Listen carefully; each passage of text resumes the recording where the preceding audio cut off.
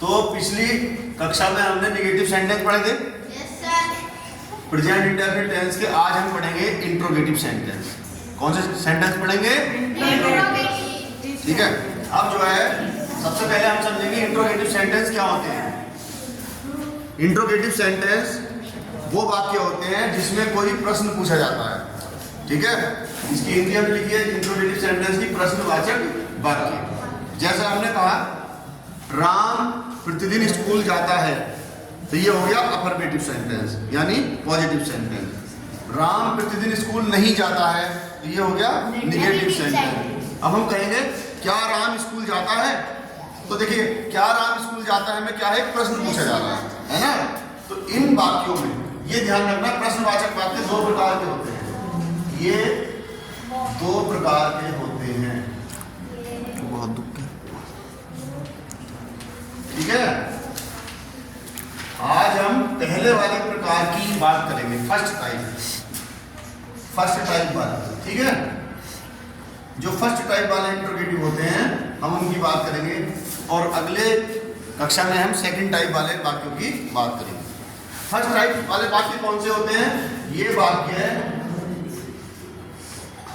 क्या से शुरू होते हैं, क्या से शुरू होते हैं, ये इनकी पहचान है। ठीक है, क्या से शुरू होते हैं, क्या से, है ना, ये क्या से। इनके अंत में एक ये आता है, जिसको बोलते हैं हम क्वेश्चन मार्क। क्वेश्चन मार्क यानी कि प्रश्नवाचक चिन्ह आता है। इनका उत्तर यानी इनका आंसर हम यस नो में दे सकते हैं, यस और नो में दे सकते हैं।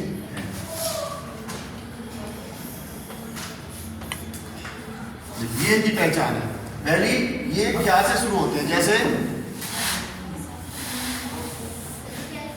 क्या राम स्कूल जाता है। देखिए क्या राम स्कूल जाता है, ये एक वाक्य है। तो इसकी पहचान क्या हो रही है कि इसके शुरू में क्या शब्द है, और दूसरी पहचान ये क्वेश्चन मार्क इसके लास्ट में आ रहा है, तो ये इंट्रोगेटिव सेंटेंस है। और इंट्रोगेटिव सेंटेंस है फर्स्ट टाइप वाला, क्योंकि इसके शुरू में क्या है। अब ऐसे वाक्यों को हम कैसे बनाते हैं इंग्लिश में? इसमें जो पुराने हमारे नियम है अफर्मेटिव और निगेटिव वाले, उनके अनुसार ही बनाएंगे। जिन वाक्यों के शुरू में क्या होता है उनके शुरू में डू या डज लगाते हैं। जैसे डू और डज जो हम लगाते थे वो किसके अनुसार लगाते थे? सब्जेक्ट के अनुसार। पिछले जो निगेटिव सेंटेंस हमने पढ़ाया था उसमें हमने एक लिस्ट बनवाई थी कि डू का प्रयोग किन सब्जेक्ट के साथ करते हैं और डज का प्रयोग किन सब्जेक्ट के साथ करते हैं ना।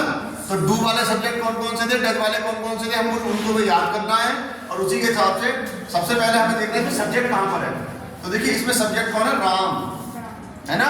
सबसे पहले हमें सब्जेक्ट देखना होता है। राम जिसके बारे में बात की जाती है, जो कोई कार्य करता है उसको हम सब्जेक्ट बोलते हैं।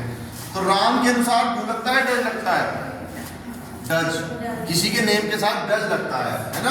तो सबसे शुरू में आएगा डज, उसके बाद आ जाएगा सब्जेक्ट राम, डज राम।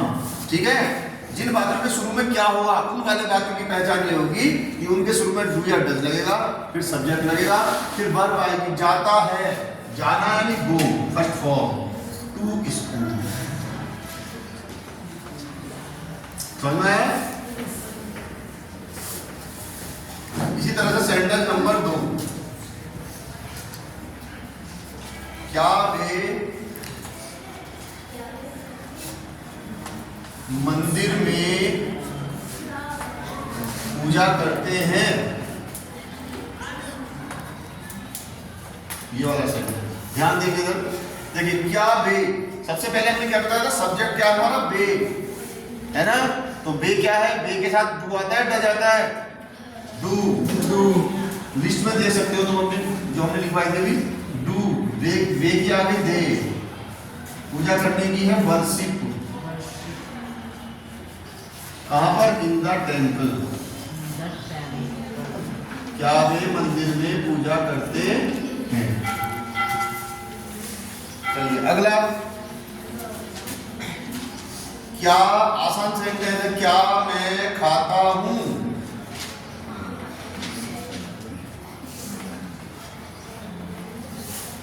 अब देखिए क्या मैं इसमें सब्जेक्ट क्या है? मैं। तो मैं के साथ क्या लगता है? डू या डज? डज लगता है, डू लगता है। तो डू आई, ये लिस्ट याद करनी पड़ेगी। डू आई ईट, खाने की हो गई ईट। बहुत आसान सेंटेंस था।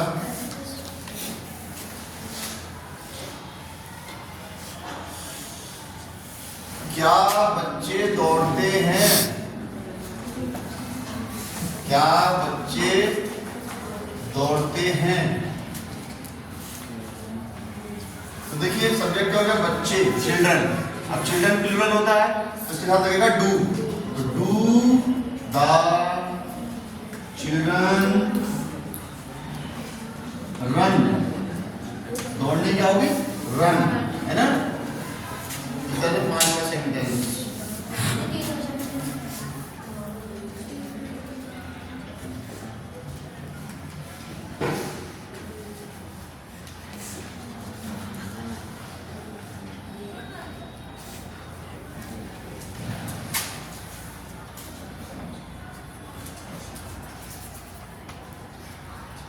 क्या हम लिखते हैं?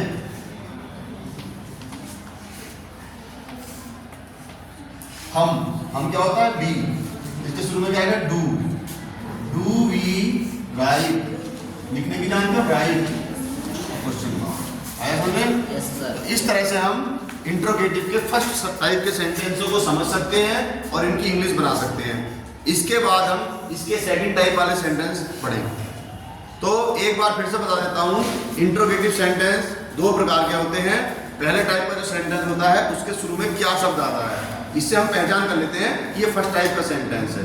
और प्रेजेंट इंडेफिनिट टेंस में इनको बनाते समय डू या डज सबसे शुरू में लगाते हैं, लेकिन लगाएंगे किसके अनुसार? इस सब्जेक्ट के अनुसार। हमारा सब्जेक्ट जो भी होगा उसके अनुसार डू आना चाहिए तो डू आएगा, डज आना चाहिए तो डज आएगा। ठीक है? इन बातों के अंत में ये क्वेश्चन मार्क आता है और अफर्मेटिव और निगेटिव के लास्ट में क्या आता है? ये फुल स्टॉप, है ना? पता है? और इंट्रोगेटिव के लास्ट में ये आता है। जो सेकंड टाइप वाले सेंटेंस आएंगे उनके लास्ट में ये वाला मार्क आएगा, लेकिन उनकी पहचान थोड़ी अलग होगी, वो हम तुम्हें अगली कक्षा में बताएंगे। ठीक है?